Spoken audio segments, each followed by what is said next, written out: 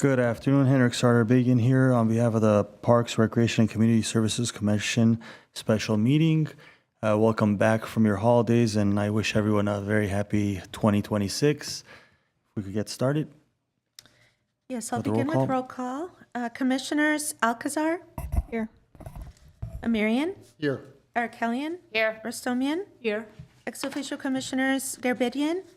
Here. Zarukian? Here. And President Sardarbagian. Here. The agenda for the January 28, 2026 special meeting was posted on the bulletin board outside City Hall on or before Tuesday, January 27, 2026. Item 2 is introductions and presentations. That is introduction of new or promoted CSP employees. Thank you, President Sardarbagian, members of the commission. I'd like to welcome and introduce Lauren Click. Lauren Click is our new Park Services Administrator. He is replacing Chris Peplo, who retired in last December 23rd, actually. So he'll be overseeing the park maintenance section that will be responsible for park maintenance of our parks, working with our CIP section as well in capital projects. But just a brief, introduction about Lauren. He's been working for the city of Glendale since May of 2019 as the city's urban forester. Before coming to Glendale, he worked as a project manager for Western ECI, working on vegetation management around high voltage lines. He also worked for a nonprofit organization called Our Forest as a director of urban forestry. He holds a master's degree in public administration from the University of Colorado, a BA in history. He's a certified arborist as well as a certified landscape contractor. I'd like to welcome Lauren to the team, the Community Service and Parks team, and I, myself and the management team is very excited to have Lauren on board. And he's got some big shoes to fill, but we're really excited to have him on board and move our department forward. Wonderful. So welcome, Lauren. Welcome, Lauren. I think Onyx said it right. You have some big shoes to fill, but I'm sure you're ready, and you have a good supporting group to assist you in this. So, anyone else? Thank you. Next item. Next, item 3, upcoming council agenda items. President Sardarbagian's members of the commission, we have one item coming up on February 3rd. This is a consent item to install a perimeter fencing at Maple Park's all-inclusive playground. So we're going to go to council and ask for some funds to fence the playground. And that's just for the play area, right? Just for the play area. We received a number of requests to fence that area for kids that elope and run away to keep the kids contained in that area. Parents are requesting to have a fence installed. Wonderful. Next item, please. Next, item 4, commission staff comments. Yes. I just had one thing. A couple of weeks ago, I participated in the Birdwatch at the Glendale River Walk, and I was going to get that right. And I had a request on Nick. There were no restrooms available, and it's quite a bit of a walk. And so I understand maybe there might not even be space to build one, but I'm wondering if we can get sort of those porta potties or something, because it's a good long walk, and it was actually really enjoyable, but I think sort of an access to a restroom would be nice. We could look into renting a restroom during events, of those types of events, but having a restroom, 7 days a week, we don't have the budget to maintain and rent out a portable restroom. But we will look into having, if we have the budget for it, we'll look into Yeah, thank you. renting a restroom. I have one comment, I think it ties in with Lauren's welcome, is something that I really love about Glendale is the number of trees and the natural shade that we have. And considering that we are in Glendale in California and we have a desert climate, I was wondering if there are any projects coming along that there might be more trees added to Glendale, and more specifically to the southern and central Glendale, and to just ensure more shade. And I know that's also part of what we have for our parks as well, to do a combination of stress structure and trees. But are there any medium to large size tree projects for Glendale? Great question. We do have the Arbor Day program organized by Glendale Beautiful. So we work with Glendale Beautiful, and we have a number of residents that donate trees to the Arbor Day program. And then in fall, we'll go ahead and work with forestry staff, the Lawrence Farmer staff, and plant the trees.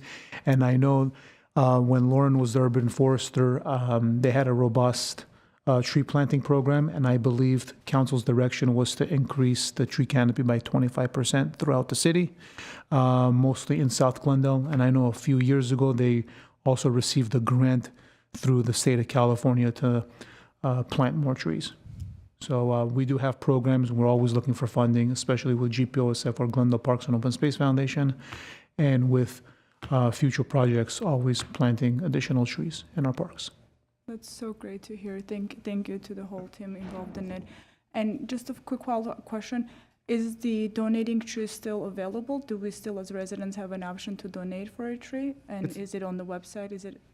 I guess my question is, how can we support this initiative? I believe the website is glendalebeautiful.com, but if they go to our website, glendaleca.gov/parks, they can click on Glendale Beautiful, and it'll link them to the flyer. I know Arbor Day is in the next couple months. I believe it's the first or second week in March, if we have an Arbor Day event. But Glendale Beautiful is always looking for donations.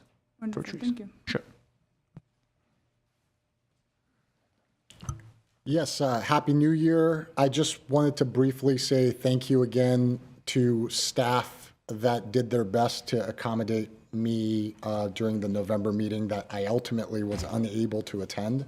I'm happy that we had a quorum, but staff really went above and beyond to help facilitate me potentially meeting from a remote location. And I wanted to just express my thanks again. I know it feels like it was a year ago, but thank you. And that's all. President Sardar Beg, members of the commission, I do have one update and comment. Briefly, yesterday, we took a report to council for the revised draft of request for proposals for the Glorieta Park tennis concession. And I do want to give a brief presentation to update the commission on what was decided yesterday at the meeting. So brief history, here's a little background. December of 2024, we issued an RFP for Glorieta Tennis Concessionaire. We did bring the RFP to the Parks Commission, I believe either in August or September of '04, for them to review and approve. It was issued December of 2024. And on June 2025, council approved an award contract. And then on September 30th, council rescinded the June 10th approval, directed staff to revise the RFP based on council's feedback. They gave us feedback and asked us to prioritize a few of the criterion. And we went back to council yesterday to show them the revised draft RFP for their approval.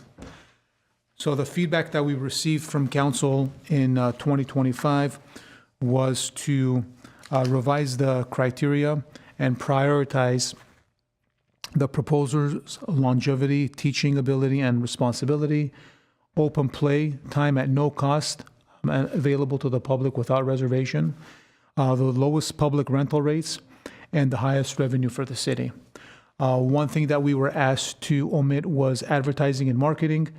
Since Glorieta Park is actively used and basically there is no time for reservation, it's a busy facility, City Council thought that we should omit the advertising and marketing of the facility and address the white point spread made possible by evaluating the criterion from 15 to 20 points and change the the criterion score. So the minimum requirements on the RFP that was previously issued was to have a proposer with a minimum of 3-year experience operating a tennis concessionaire with courts of 2 or more. And the RFP should include offering public open time instruction and different types of programming and tournaments. The revised draft that we took yesterday to council, 3 years minimum experience as the principal party responsible for operation in a public agency. The reason why we included principal party responsible is we had some proposers that would apply and state we have experience operating, but they wouldn't have experience operating because they were renting 2, 3, or 4 courts from the actual concessionaire that had a contract with that municipality. So we added that principal party responsible for operation of public agency. And must include offering public open times on courts, tennis instruction, coordinating programs, and also different types of tennis programs. Let it be adult, youth, and senior programs really related to tennis. So the criteria for the previous RFP that was issued, we had experience and qualifications at 20 points, proposed payment to the city at 20 points, range of services at 15 points, daily operation at 15 points, and advertising and marketing at 15 points. The revised draft weighted was at 100%, experience and qualification at 50 points, proposed payment to the city 10 points, range of services 35 points, daily operation 5 points, and no points for marketing and advertising. The proposed scoring method, we have 4 different rankings, 0 being unqualified, 1 minimally qualified, 2 well-qualified, best, and then 3 best qualified. Each member of the selection committee will assign each proposal a raw score 0 to 3 for each criterion. The raw score for each criterion will be weighted according to the weight assigned to each criterion. Then weighted scores for all criteria will be tabulated. So the proposal with the highest weighted score will be presented to City Council for them to become the recommended concessionaire. And if we have 2 or 3 multiple proposers that have the same score, then we will recommend to council for them to decide which proposer they want to operate the concession. So here's the breakdown of the evaluation criteria. So what we recommended is on the left, and what council directed us is on the right. So duration of experience, we had at 15%. Council directed us to lower that to 5%. And moving down, previous development of implementation of tennis and other recreational programs is 10%. Duration of experience directly providing tennis instruction and supervising other tennis instructors is 10%. Professional training and certification received in tennis industry is 5%. And moving all the way down, we did have court rentals by the public at affordable hourly rates, 10%. Council asked us to increase it to 15%. And to tennis camps, tournaments, and other special event and programs from 2%, we increased it to 5%. Integrated programs and services to accommodate persons with disabilities, we had at 3%, and council asked us to increase it to 5%. So the feedback that we received from council is give high priority for the court rentals by the public at affordable hourly rates, tennis camps, tournaments, and other special event programs, and integrate programs and services to accommodate person with disabilities. And we reduced the priority for duration of experience operating a concession for public agency. And that's it in a nutshell. So we hope to issue the RFP within the next week, and we hope to have a concessionaire go to council with the RFP. Our goal is hopefully by May. Thank you.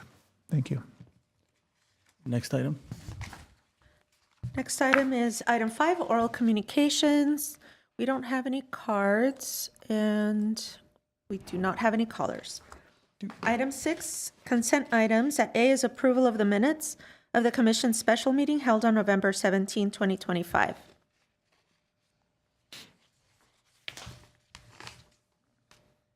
Do you need a motion? Yes, I please. can make the motion. Whoever was here. And I'll second. Okay, thank you. I'll take roll call. Commissioners Alcazar, Yes. Marion, Abstain. Arakelian, Yes. Rostomian, Yes. and President Sardar Begian. Yes. Okay, motion carries. Thank you. Item 7, action items. At A is selection of Parks, Recreation, and Community Services Commission officers. At 1 is selection of president for the term January 2026 through January 2027. And at at 2 is selection of secretary for the term January 2026 through January 2027. So are we going based on the way we've done it in the past, or what does staff recommend in this? President Sarabegi and members of the commission, in terms of the process, we'll use the same process that we've been using for the last several years. In terms of who who is recommended or who is nominated, that is completely up to the commission. Does anyone have any nominations? I'll go ahead and take the nominations, if you don't mind giving me the floor. That way, Absolutely. yeah, you can also make any nomination you'd like. So I'll now entertain nominations for the office of president. I guess I can suggest to go based on seniority, something that has been done, and also to avoid the 2026, some of the members that have expiration with 2026. So if that's something that we want to consider, and then use the members who are going to be continuing after 2026, but that's just a suggestion. Of course, we can clear that out of the way if that's going to be an issue. Would you like to make a nomination? I can maybe add additional considerations since at this point, majority of our commission is fairly new. We started within the past year. And yes, aware that there are some expirations based on elections that are happening this year, but I do believe that when we reach that point in July, we can we could potentially reappoint a new either president or secretary when that point when we reach that point. Since Commissioner Amirian has, and since the role of president is mostly based on moderating the conversations, maybe a little administrative and determining what is agendized on our table. I know that Commissioner Amirian has had experience with running some of our public meetings in his previous role, and so I was, if he's open to it, wanted to nominate him for the role of president, and then I will maybe just go ahead and make the nomination as well for Commissioner Rostamian to serve as secretary. Thank you. Yeah, I will accept. I agree with your assessment. I think the role is simply ensuring that the meeting runs in an orderly manner and moderating conversation. And I appreciate the nomination. I'll accept. Thank you. I appreciate your nomination, and in turn, I believe that I would like to nominate you for secretary if that's something of your of interest. Unfortunately, I think that due to time constraints, I might not be able to fulfill it to the fullest for the secretary role for this time around. So that is, if you're open to, or if anyone else is open to, and I do appreciate it, nomination. Are there any further nominations for the office of president? Okay, hearing no further nominations, I'll proceed with a roll call. We do have a nomination for Commissioner Amirian, and you can answer yes or no, or abstain. Commissioners Alcazar, Yes. Amirian, Yes. Arkelian, Yes. Rostamian, Yes. and Sardarbegian. Yes. Okay, I now declare Commissioner Amirian the duly elected president of the Parks Commission. Thank you. And I'll go ahead and proceed with the, actually, I'll turn the meeting over to President Amirian, and you can switch chairs at this. I no? think we're okay. We'll okay. switch, we'll Okay. switch for next time. Okay, then I'll turn it over to you. then. Yeah, no. I think item 7, first off, thank you very much. I appreciate it. And I look forward to serving in a manner that continues to uphold the incredible work that our outgoing president has done. During the time that I've had the opportunity to see him run a meeting, he's run meetings efficiently and has almost never been not on time. And I just wanted to take the opportunity to thank him for his leadership in that role prior to moving on. Thank you. Let's move to 7A2, the selection of the secretary. I believe we had a nomination. We have 2 nominations, one accepted and one rescinded. Any other nominations? No, I think that was. I think we have a great slate. Okay. Roll call, please. Thank you. Commissioner Alcazar. And to confirm, this is for myself. Okay. Yes. Yes. Yes, thank you. Commissioner, the nomination is for Commissioner Alcazar to be the next secretary. So Alcazar, Yes. Arkelian, Yes. Rostamian, Yes. Sardarbegian, Yes. and President Amirian. Yes. Congratulations. Let's go ahead and move on to item 8, please. Certainly. At A is reports information only. At A is fiscal year 2024-2025 Civic Auditorium Annual Report.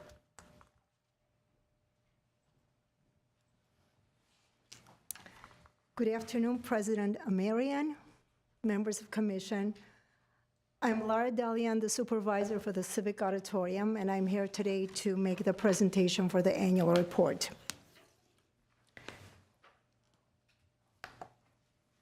The Civic Auditorium was built in 1937 and was the largest municipal auditorium on the West Coast area at that time.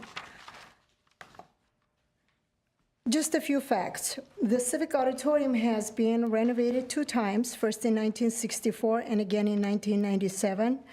The Civic Auditorium is operated out of the general fund.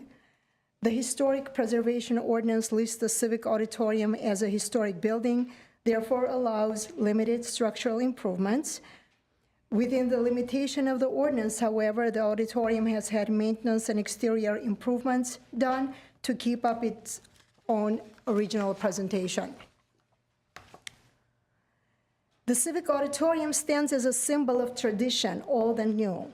It has maintained prominence throughout the years and continues to be rented to residents and private and public promoters for the events by offering 30,098 square feet rental space area for a variety of events and unlimited setup opportunities in the upper and lower auditoriums combined. The garage structure capacity is about 350 car spaces, and combined with the Lot 31, can accommodate approximately 520 cars at one time. The garage structure is used for the upper auditorium events and the GCC student parking on weekdays. A joint power agreement between Glendale Community College and the city was previously in place for many years. However, after 2020 new parking agreement called the Glendale Parking Facilities Agreement was executed between the Public Works Department and the GCC for shared use of the parking lots. The Civic Auditorium may still collect parking money for the rentals of the garage structure and Lot 31 on weekends for parking accommodations for the Civic Auditorium events. The Civic staff notifies, however, during those times to the GCC, Public Works, and Traffic Enforcement about these events happening on those lots. The revenue collected from those events will be kept by the Community Services and Parks Department and will be reflected as revenue at the Civic Auditorium. Lot 31 is utilizing the motorcycle training by Harley-Davidson, Love Ride Foundation, and also Glendale and Fire Police Department's trainings. In addition, we have the Christmas tree annual lot event in the Lot 31 that provides a good revenue for the city. The lot is also available for the students parking outside of those rental dates.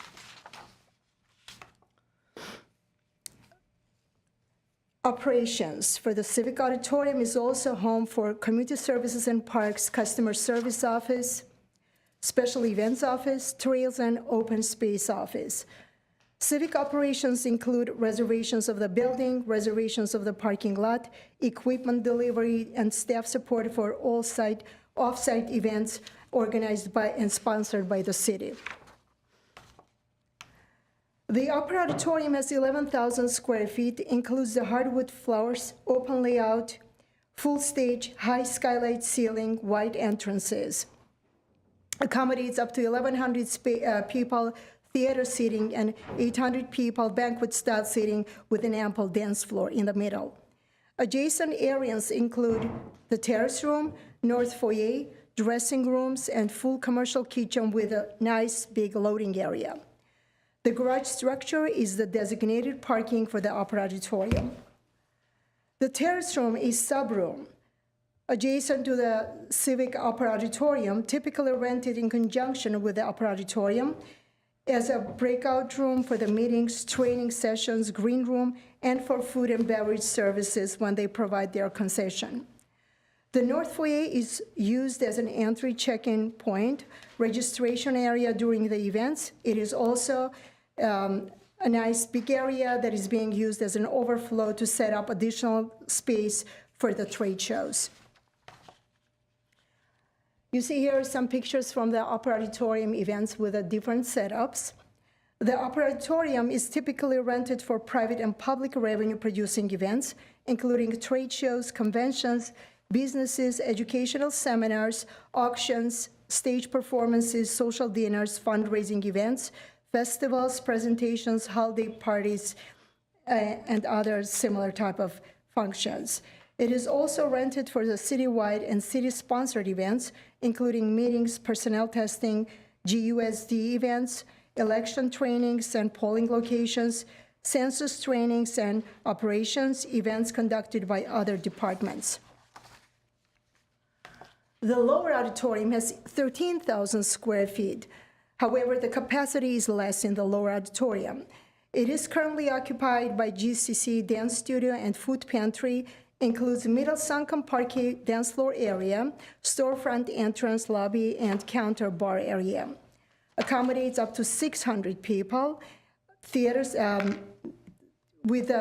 the banquets and theater style only 300 people because of the columns being on the way. It doesn't allow a lot of accommodations for the theater seating. Adjacent areas include a full commercial kitchen and a courtyard and a conference room.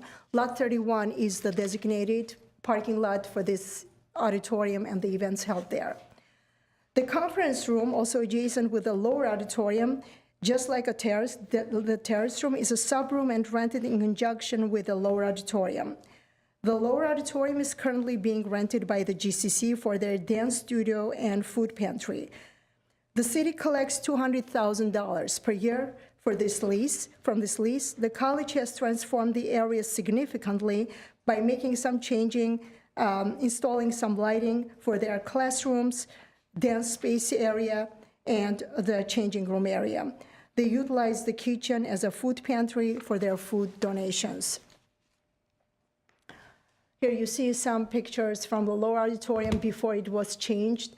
And currently, the third picture, the second below, is showing already how it is changed and being utilized by the Glendale Community College. The lower auditorium has a sunken area, as you see in the first picture, that is being used as a spring dance floor. So the college lease started in 2022 and will expire in August 31st, 2026, with an option of 1-year extension. And if it happens, it will be expired on August 31st, 2027. Prior to the GCC rental, which began in 2022, it was rented to private and public revenue-producing events, and it was favored for holiday weddings, holiday parties, weddings, birthday parties, dinners, dances, fundraising events, auctions, and other parties. The department has been using an online program called Placer AI to evaluate the number of people visiting the facilities. The data was pulled from a different purpose, so the tracking period does not really reflect with this annual report period. However, I thought it was very important to provide the numbers of the visits to the Civic Auditorium from October 1st, 2024, September 30 to September 30th, 2025, there were 535,537 people visited the Civic Auditorium for various purposes, mainly coming to the events. The visits are tracked through the cellular phone data and when the location services were enabled. Revenue rentals. The Civic Auditorium is the perfect location for meetings, trainings, workshops, private parties, receptions, festivals, and public events, conventions and trade shows, educational business seminars, gala dinners, fundraisers, concerts, and stage performances. The Civic Auditorium is also home to the Department Customer Service Office, Special Events Office, and Trails and Open Space Office. These offices handle the department's special programs and class registrations, and the small upfront parking lot, customer service lot, is very convenient for the walking customers. Civic Auditorium is also internally used for citywide trainings, city personnel testings, citywide meetings, special events, emergency shelter, police and fire trainings, holiday parties. The Civic Auditorium opens up for various city interdepartmental meetings and trainings for the city employees. Also, it is an emergency shelter during the evacuations. It was not used during the 2025 fires due to the proximity of the evacuation locations. However, it has been used in the past, and it is the primarily evacuation location. And I hope we don't use it soon. During the reported time period, the Civic Auditorium staff supported 64 equipment deliveries to various departments and locations in the city, such as concerts in the parks at Verdugo Park, cruise night on Brent Boulevard, and the holiday tree lighting at the City Hall. Numerous employee events also at the City Hall, such as the employee Halloween events and the employee health fair. Also, events hosted by various departments, such as Glendale Tech Week, hosted by Economic Development, Fire Services, events at the Fire Station 21, memorial events at the City Hall, and Glendale Women's Equality Day at the Alex Theater. Also, some groups supported by the city, like Arbor Day at Casa Adobe, the San Rafael, and Cherry Blossom event at the Tea House, Feliz Navidad celebration at Catalina Verdugo Adobe, and Victorian Easter egg hunt at Doctor's House.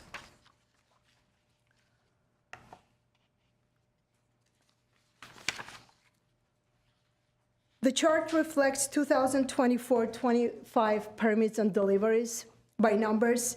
We had 64 deliveries, 21 non-revenue permits, and 66 revenue permits.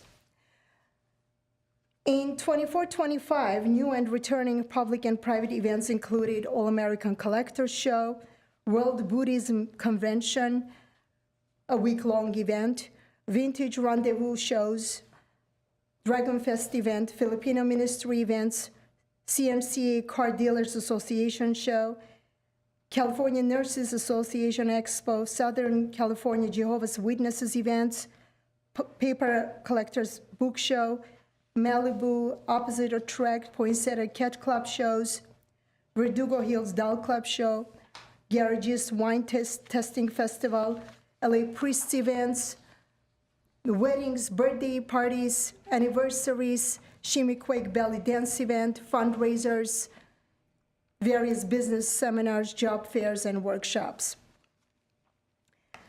Each of the events required booking, planning, and execution, as well as providing logistical support and activities participating in events, operations, and productions.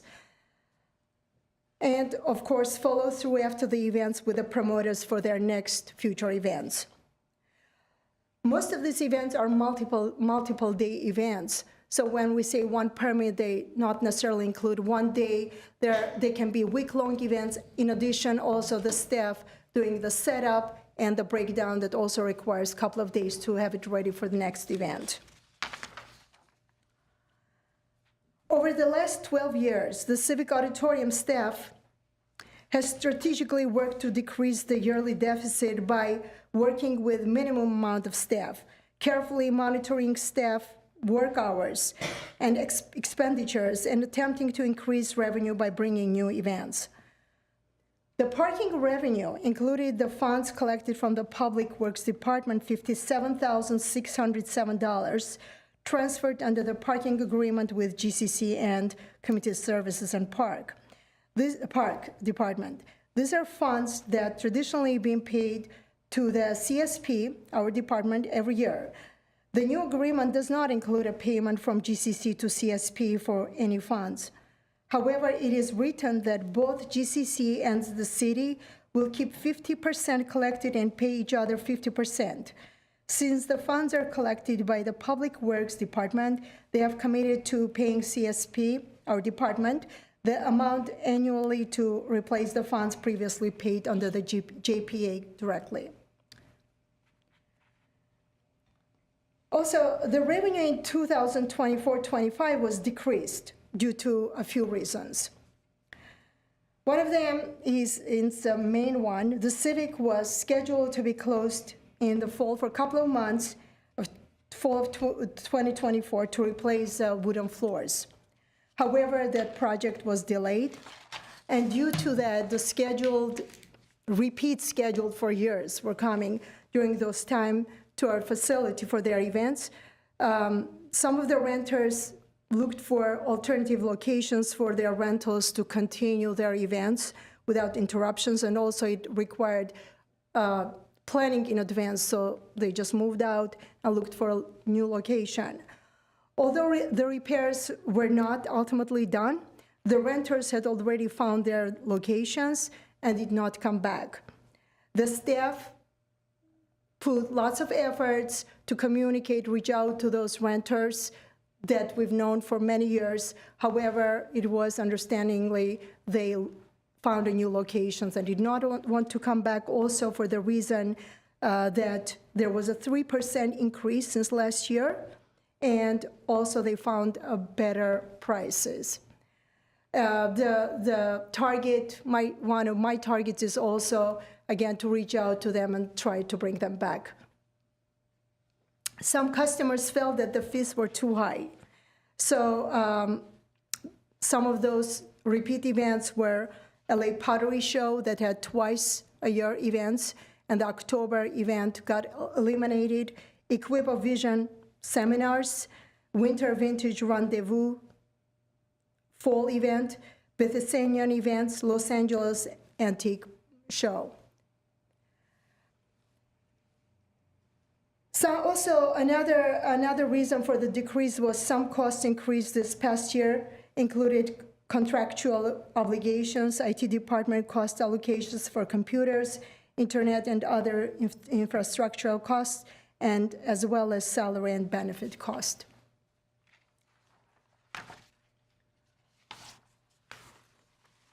On this chart also listed the transactions for the security guards. The security guard transactions, including here, they're included in the expenses for hiring of guards, and the revenue generated from renters for required security are processed through the Civic Auditorium. Even when the guards are scheduled for other parks sites, we report these transactions separately as they pertain to multiple sites, not just the Civic Auditorium. They're included here. The Civic Auditorium is available for the events for rental by visiting our website, the brochures, using the brochure information, and the direct communication by the phone listed on this number, as you see on the screen. This concludes my presentation. Thank you. Questions or comments from the commission?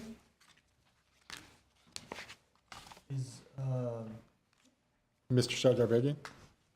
Are you guys open to any kind of rentals that are outside of the normal, things that you talked about, such as like indoor sports events? We currently no, because of the wooden floor conditions. But several years ago, we were very popular for the indoor soccer that we had almost weekly. It was a favorite place for those that during the winter time or cold, rainy weathers, they would like to have a soccer. We did the full setup. It looked like a hockey stadium. It required a very heavy setup, but looked wonderful. The customers were happy, the kids were happy. However, for liability reasons and the floors being in that condition, and also for the fact that we still continued with this current condition, the auditorium continues to cater to our repeat events. We keep our customers. We have customers coming for 40 years, and they do not want to leave us regardless of the condition.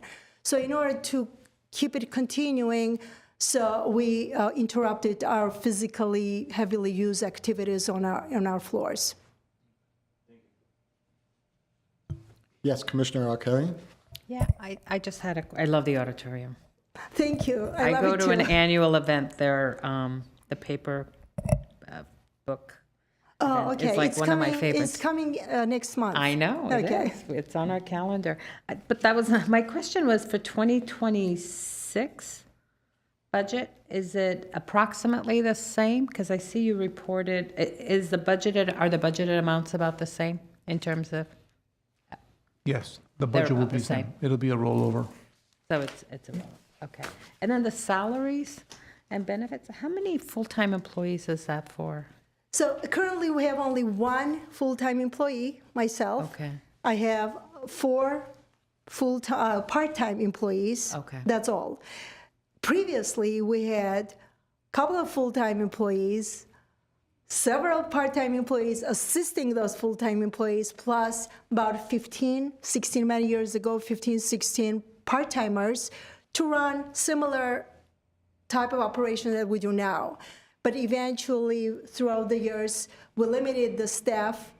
I am the only person performing all those full-timers jobs and only running, of course, with the help of other department part-timers who are running the full operation.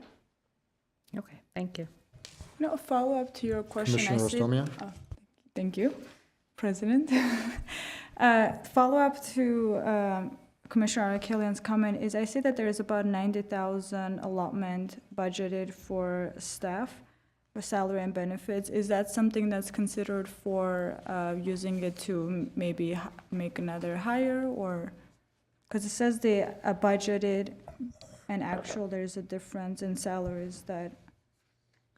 President Amirian, members of the commission, Commissioner Rosomian, the budgeted, the 90,000 is for hourly salaries that we have. So we budget every year hourly salaries, and then Laura's budget comes out of salaried. So the salaried account is one full-time employee, and then we have our hourly employees, as well as benefits, so the full benefit load. Okay.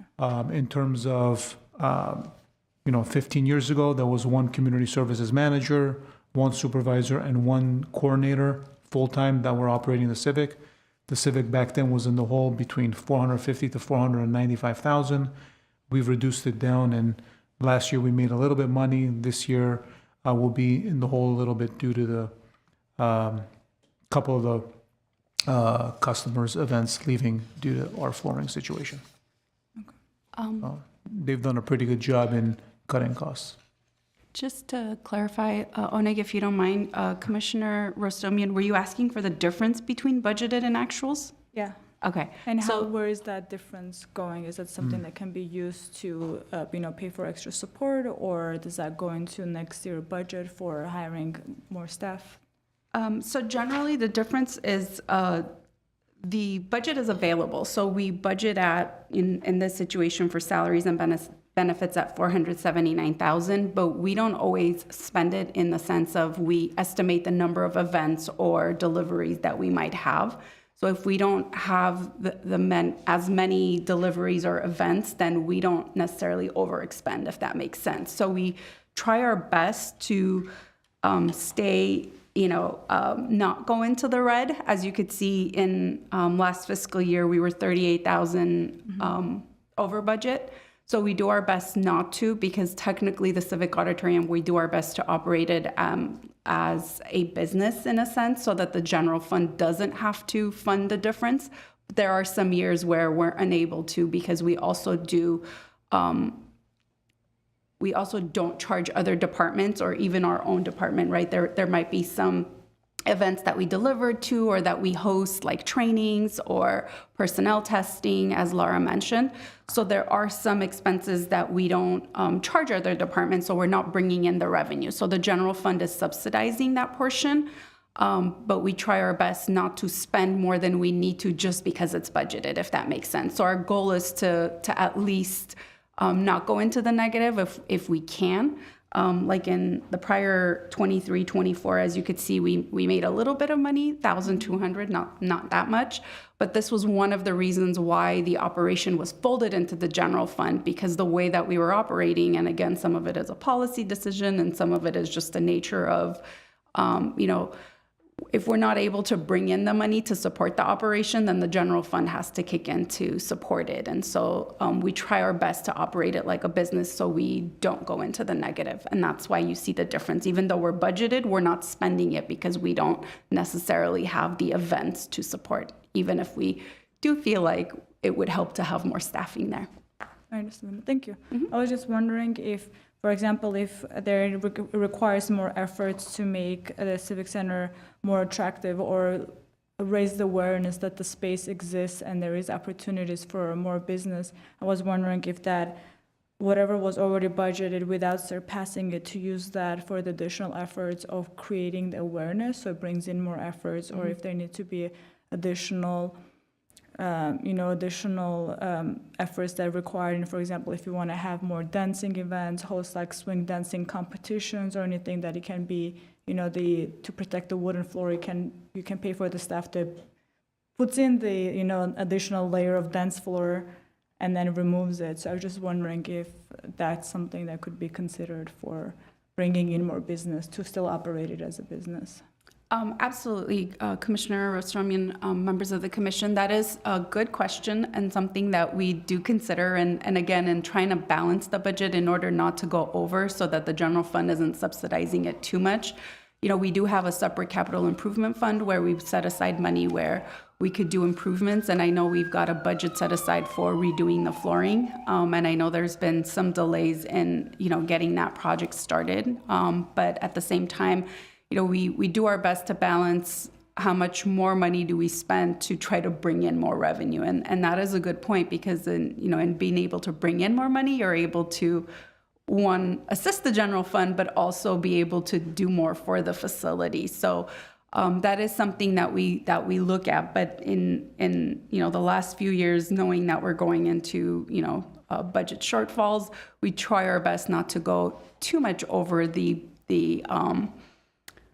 into the red, because we have the budget doesn't necessarily mean we have the revenues that come in. So we look at how much money we're bringing in throughout the year, and in that particular year, last year, we brought in less revenue than even though it's over budgeted in the revenue. If you look at it, we budgeted for 350 and we did better. So to Laura's credit, we did bring in more revenue than we anticipated, but we also didn't have enough. We started the year, as you could tell, almost 300,000 in the negative to begin with, but we ended it with just 38. Yeah. So we do our best not to impact the general fund more than we need to.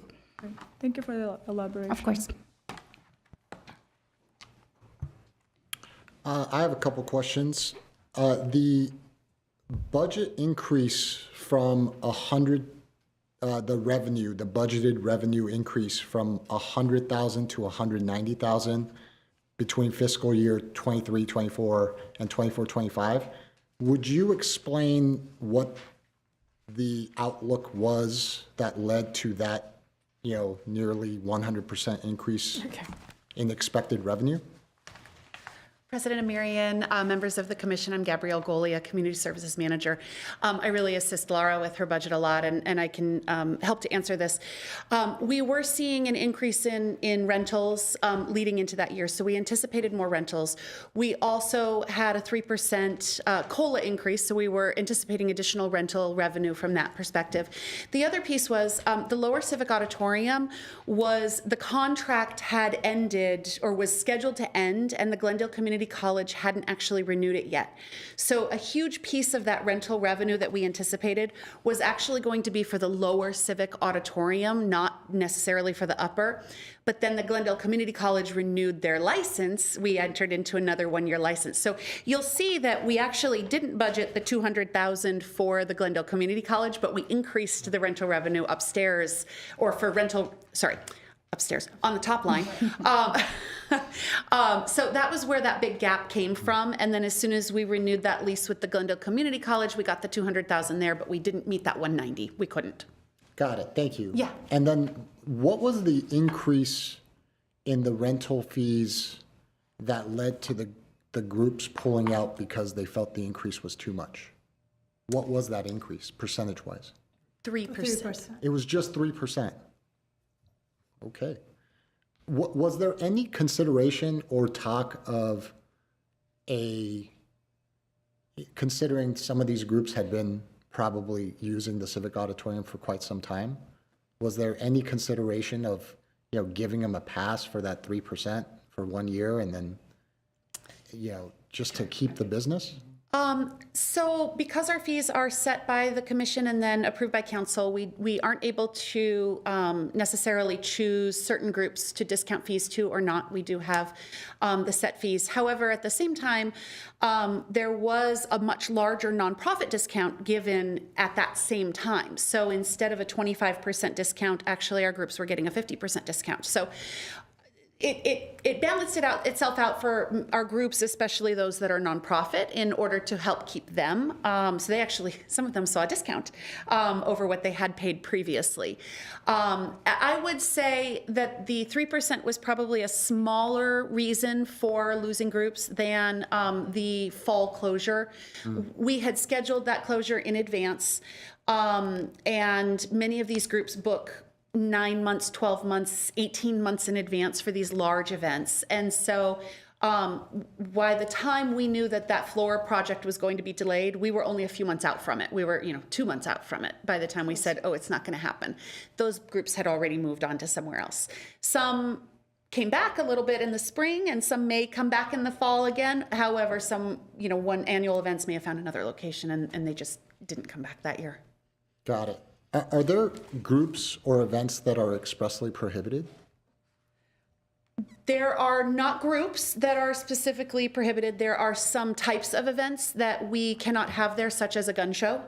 And there are limitations on types of sporting events. Just, I think there's, I'm sorry?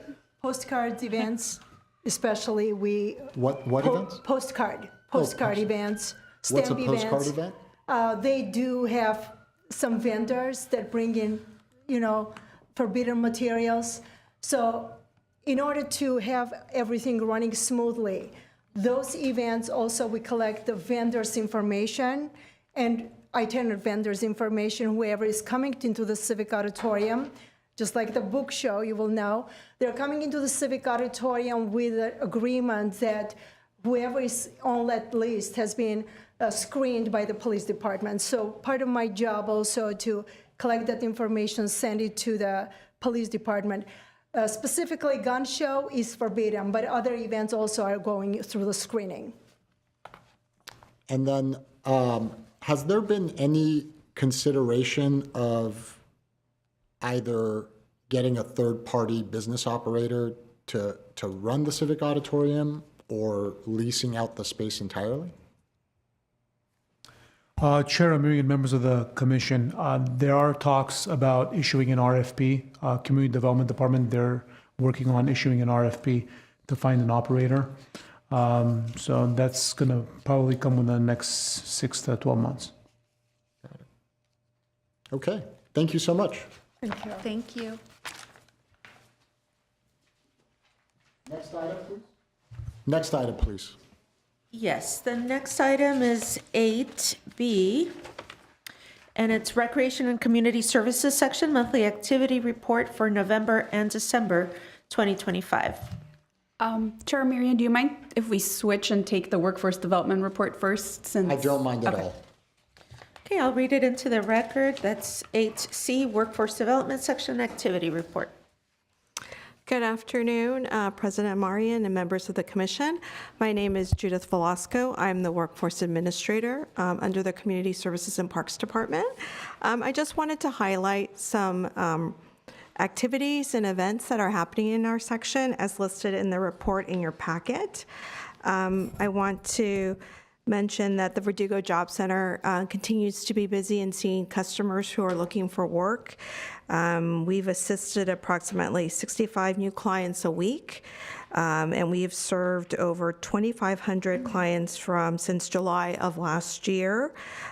We primarily serve individuals who have different barriers to employment and help them enter into different career pathways in various industries.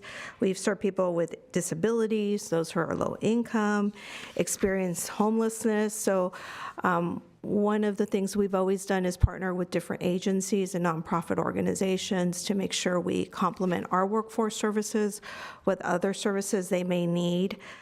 We continue to provide vocational training. Vocational training is short-term training, which can be anywhere from 2 to 9 months. It can be in different occupations, such as project management, Lean Six Sigma, truck driving, nurses assistants. So our workforce funds covers the cost of those skills training. To date, there are over 200 clients receiving classroom training at our facility. Just to clarify, the training is not at our facility, but they enroll in our facility, and there's different training vendors throughout LA County. Just a little bit more information on our training. Because we are federally funded, the training providers have to be on a list called the Eligible Training Provider List. This is a list that's vetted through the state of California that have different vocational training programs, and so we work with schools on that list. So every time somebody comes into our center asking for training, we refer them to the list to see what training programs are available. Simultaneously, we also help the business community to help with their hiring needs, and it can be 1 open position, 20 open positions. We hold annual job fairs. We had the tech job fair that our staff coordinated last year in September. Over 385 people attended. We will have a similar tech job fair this year. Usually it's in September. And then we also host an annual healthcare job fair. So I warmly welcome you to attend our healthcare job fair, which is scheduled for Tuesday, February 10th from 9:30 to 11:30 at Pacific Community Center. We currently have over 25 employers confirm to attend. So the staff does an amazing job ensuring that the employers that do come to the job fair have open positions. That's one of our requirements.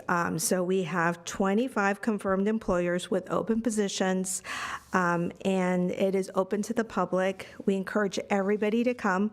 And openings can be caregivers, certified nursing assistants, imaging staff, medical assistants, and various positions, all levels, entry level, high, mid levels. So again, that's Tuesday, February 10th from 9:30 to 11:30 at Pacific Community Center. We also have different initiatives, which I've discussed before. We have initiative in life science, bioscience, where we work with our local community college, Glendale Community College included. Students enrolled in career technical programs there are eligible to take an exam, an assessment exam that's been paid out of our grant funds. They pass the exam with 70% or better. They get issued an industry-recognized digital badge, which enables them to get hired quicker in the bio-life science industry. It's recognized and it's endorsed by Biocom California Institute, which is a recognized industry association in the field. Other things I'd like to highlight is the Glendale Youth Alliance, which provides employment programs for our youth. They are launching their first ever electronic newsletter promoting the success stories and the opportunities available for our younger generation to be connected to work-based learning opportunities. Also, they've been really busy applying for different grants. Our section primarily is grant funded, so we're actively seeking funding to support programs, populations that need our training.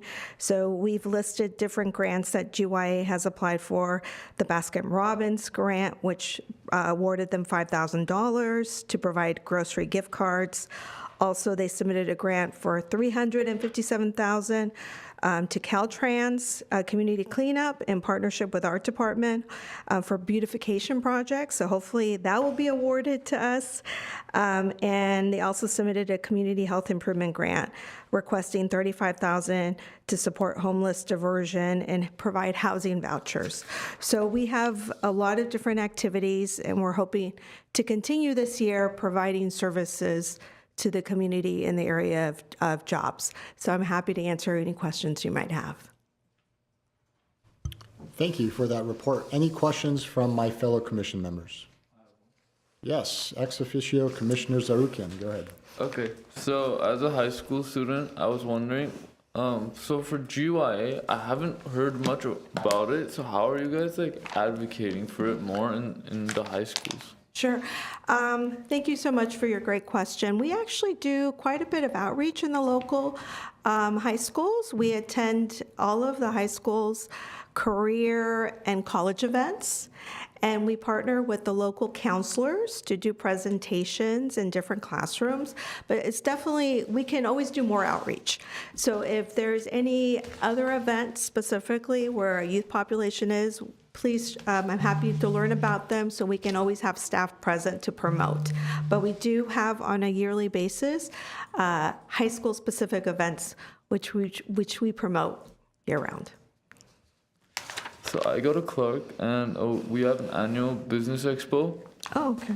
I was wondering if GYA would be also open to coming and, raising awareness there.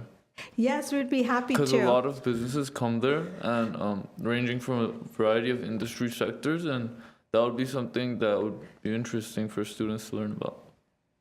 I think that's a great idea. Thank you. Do you have a date, or we can discuss after the meeting the information? Yeah. Yes, perfect. Thank you. Yes, ex officio Commissioner Garabedian. I was just curious to know the initiatives that are being taken to aid the 547 JPL employees that were laid off. Yes, thank you so much for bringing that. I didn't cover every single activity in the report. So as a federally funded program, we receive layoff notices from businesses that are going to lay off huge amounts of employees. This is not the first layoff notice we've received from JPL. JPL is federally funded and it is administered by Caltech. So it's a Caltech JPL layoff. Currently, we have submitted a grant application specifically for JPL Caltech impacted employees because of the size. It's over 500 individuals. So we submitted the application. We're waiting to hear back. The application is for $500,000 to assist them with skill retraining, certification, and any other need they have, because a lot of the positions are extremely specialized to what they do.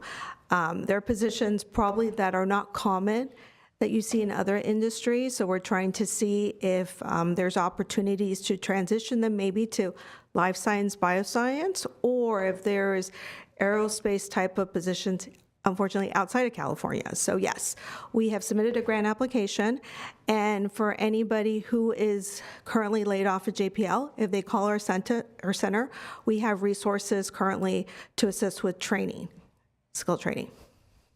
Okay, thank you. Sure. Anyone else? Okay, thank you very much. Thank you. Let's go ahead and go back to 8B, if you'll reread that into the record, please. Certainly. 8B is Recreation and Community Services Section Monthly Activity Report for November and December 2025. Good afternoon, President Armenian, members of the commission. My name is Savagar Arbidian, Community Services Manager with the Parks Department, overseeing our community centers and some of our recreation programs. I'm going to go over the month of November and December's recreation monthly activity report. Bear with me, and just so you know, November and December means Thanksgiving and Christmas and New Year. So let's move on. So during those 2 months, we offered day camps at Pacific Park Community Center, Spar Heights Community Center, and Duke-Majan Wilderness Park. During the 3 days of Thanksgiving week that GUSD was on break, November 24, 25, and 26, 73 participants participated, or 73 campers came to Pacific Park Community Center for a Thanksgiving break camp. We followed that up with a winter break camp at Pacific Park, Spar, and Duke-Majan Wilderness Park. Pacific's Cool Days Camp had 234 duplicated participants. Spar Heights had 26 duplicated participants, and Nature Camp had 55 duplicated participants. This year was a little interesting. Week 1 of camp was 3 days. Week 2 of camp was 4 days. And week 3 of camp, because GUSD didn't return to school until January 7, which was a Wednesday, we offered a 2-day camp as well. So we had camp on January 5 and 6, providing that essential childcare for families that still need to work even though it is the holidays. Edison After School Club continued during the months of November and December at full capacity. Students continued engaging in dynamic crafts and activities. Our Trails and Open Space program had a Riverwalk workday on November 8 with 7 participants, a Friday night lecture series on November 21 with 8 participants who came to learn about wildlife photography and hear our guest speaker, Moses Spars. And we had our post-turkey trail hike on November 29 with 8 participants. Holiday at the Storm Barn had 63 participants. The event featured an evening of live performances from CV High School's Les String Trio, Charismatics Chamber Choir, and the Pasadena Conservancy of Music. On December 13, 13 participants, including one of our commissioners apparently, went on a bird walk at the Riverwalk, accompanied by Alex DeBarros from the San Fernando Valley Audubon Society. Thank you. Stone Bar Nature Center had its Go Community program and it had 21 participants during the month of November, and on December 20, it had 17 participants. During their time up there, they learned about their local nature and their surroundings. Had a conversation about decomposers, insects and animals that decompose other organisms that might be found. And then they also learned about the new mountain lion discovered in the Verdugo Mountains, a male mountain lion. Always fun and exciting. Teen Night Out took place at Pacific Community Center throughout the last 2 months. Noteworthy Teen Night Out activity was a grant they received, a micro grant from the LA County Youth Commission that promoted their clean air community cleanup and flower planting day at the community center. 30 teens participated in this event when we had it a few months ago. Teens also participated in their craft activities, board games, and of course celebrated the holidays. Our STAR program, in collaboration and in leadership with Gun Law Police Department, also met on a weekly basis when school was in session. Our STAR's newly inducted president was part of the holiday tree lighting and recited Santa's pledge. The STAR program is extremely grateful for the Glendale Association of Realtors, who are program sponsors throughout the year, and at least on 2 occasions or 2 meetings throughout the month, they sponsor the evening's dinner or meal that the students receive. In addition to that, during the holidays, they do above and beyond and provide the kids with gifts to make sure that they get to have some presents to open for the holiday season as well. Our One Glendale After School Youth Sports Program, this is going to be a flash. The volleyball season started, it continued, and it just finished on Friday night at Pacific Community Center. Noteworthy about this program is, of all the 4 sports that we offer, this is the one sport that takes place at 2 sites, Maple Park Community Center and Pacific Community Center. So the program started and concluded all in a matter of our meeting cycles. Our Go Wilderness Field Trip program with One Glendale took place on November 22. We had a combined total of 49 participants, 39 students, and 10 parents who went up to Brand Park and learned everything there was to learn with Go and in the Brand Park neighborhood. They also went on hiking and, of course, did their craft. Our Maple Inclusive Play Day took place on November 15 and on December 20th at Maple Park Community Center. While we try to keep the playground as the primary focus of that program and activity, our department staff will also put out a crafting table and use the playground and the crafts as a method for everyone coming to that facility to play regardless of their abilities. Of course, also at Maple Park, we had our Club Maple program, and like I said earlier, Thanksgiving and Christmas and New Year were the big themes for November and December with our Club Maple program. Each luncheon that we had or dinner party that we had featured a hot meal, whether it was Dinah's Chicken, who sponsors part of the event and gives us a discount, or of course, the fan favorite pizza. Our senior programs at the Adult Recreation Center had Wallet-Wise Wednesdays during the month of December.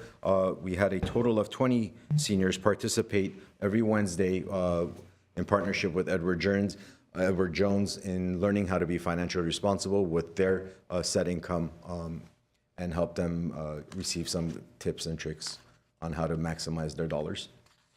LA Regional Food Bank returned to ARC. We had 125 meals distributed during the month of November, and we had another 109 meals distributed during the month of December. And of course, at the senior centers, Thanksgiving and Christmas was celebrated, thanks to our partners from Regal Medical Group, who sponsored the entertainment for the Christmas luncheon, and we had live carolers from the Voices of Christmas. Spar Heights Community Center, in addition to those 2 holiday parties, had the Sparla Day party, and both sites celebrated the New Year with the New Year's Eve countdown, celebrating the New Year at 12 noon during the lunch program as opposed to midnight. The Elderly Nutrition Program during the month of November served 3,887 meals for in-person diners and 3,901 meals during the month of December, while they did home-delivered meals, 1,918 home-delivered meals for the month of November and 2,331 home-delivered meals for the month of December.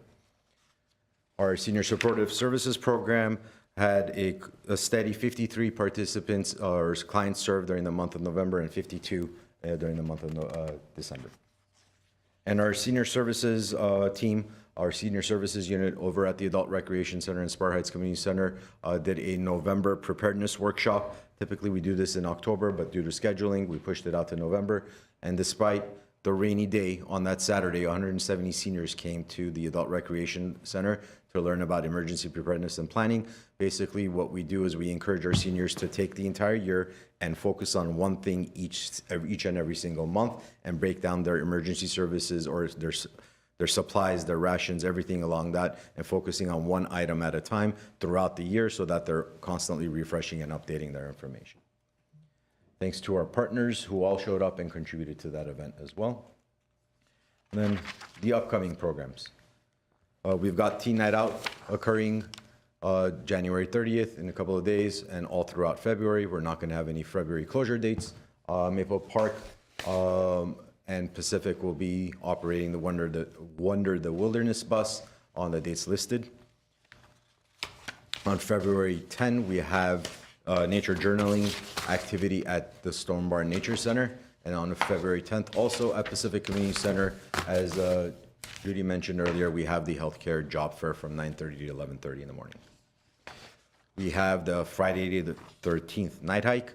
I know we love that date, Friday and the 13th. So that's scheduled for Friday the 13th at 6 p.m. at Deukmejian Wilderness Park.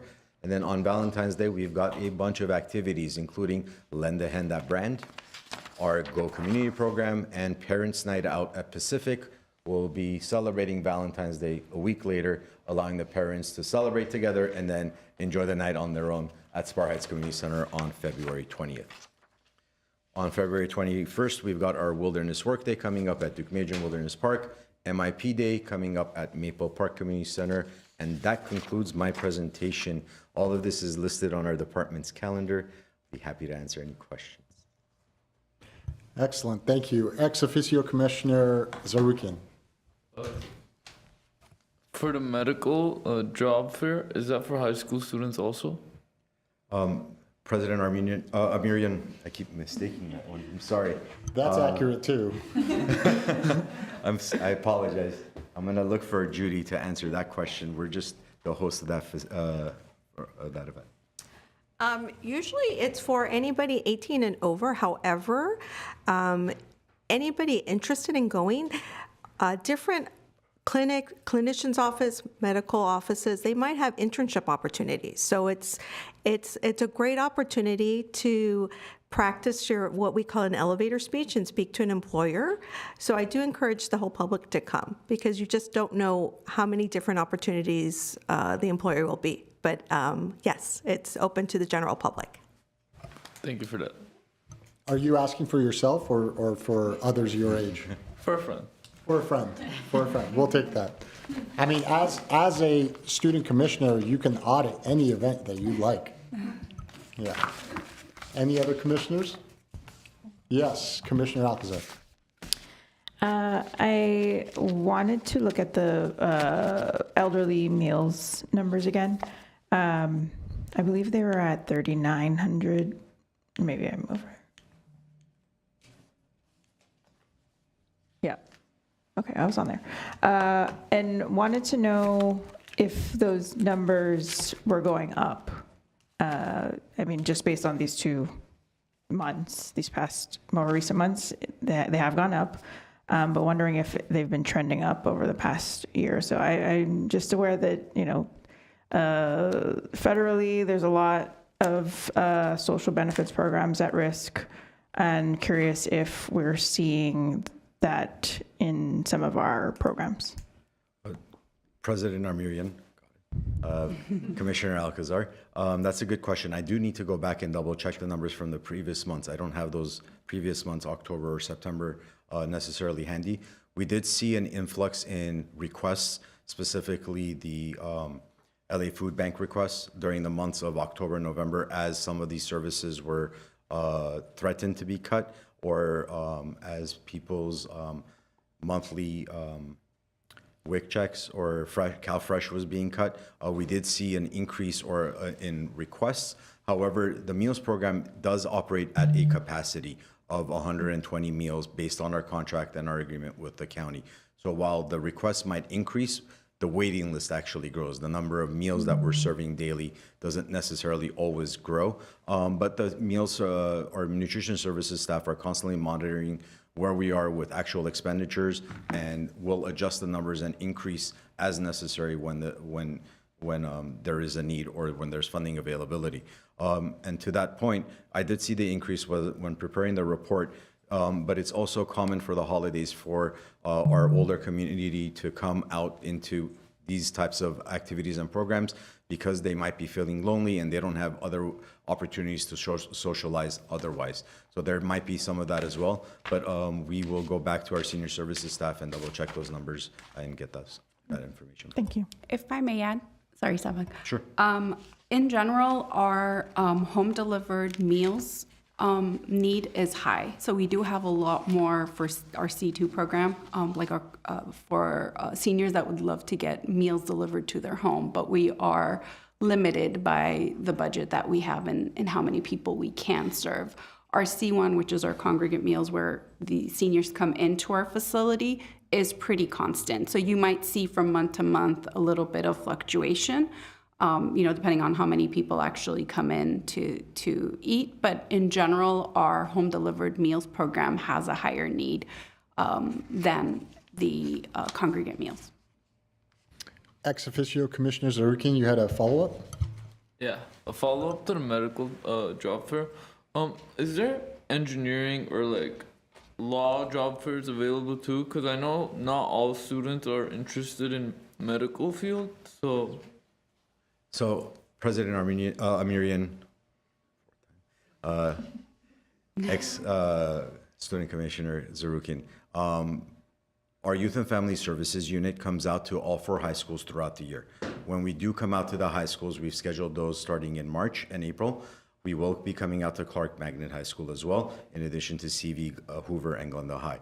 When we do come out to the schools, we don't come alone. We come with our police, law enforcement partners with Glendale PD, Glendale firefighters, and Glendale Library Arts and Culture, and all of our other departments to do that recruitment.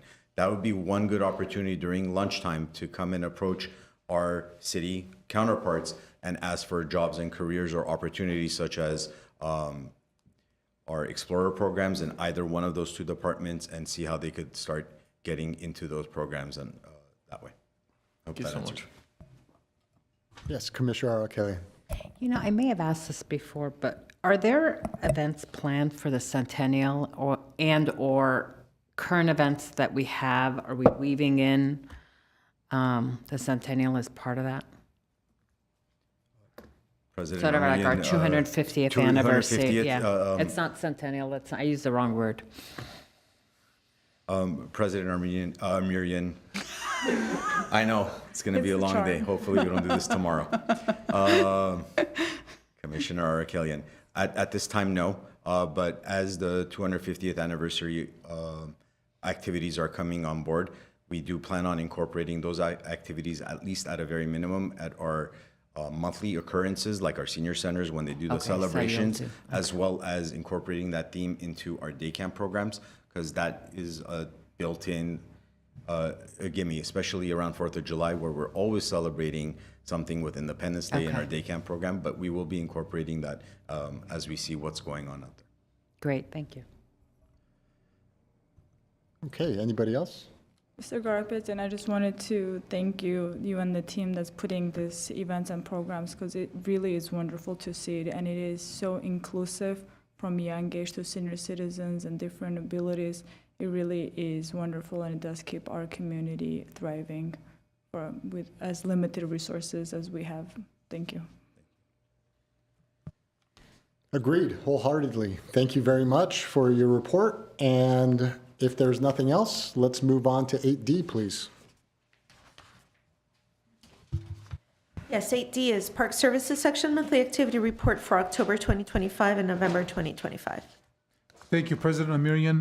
The Park Service report is in your packet. We don't have a PowerPoint presentation, but I promise next month Lauren will have a PowerPoint. But if you have any questions in regards to the work orders that have been completed for the month of November, December, feel free to ask. But staff has been very busy throughout all the sections the last couple months, providing service to the community. Any questions regarding any of the completed work orders? Okay, seeing none, thank you. We expect a great PowerPoint next time. And also, generally, we tend to ask what your favorite project was that was done. Yeah, okay. Okay, let's move on. Next item, please. We're at the end of the agenda, so adjournment is next. Okay, do we have a motion to adjourn? We have a motion to adjourn. We don't usually do a motion, okay. but it's up to you if you want to That's do okay. that. Then, having said that, we will adjourn the meeting. Thank you, everybody. Have a great afternoon.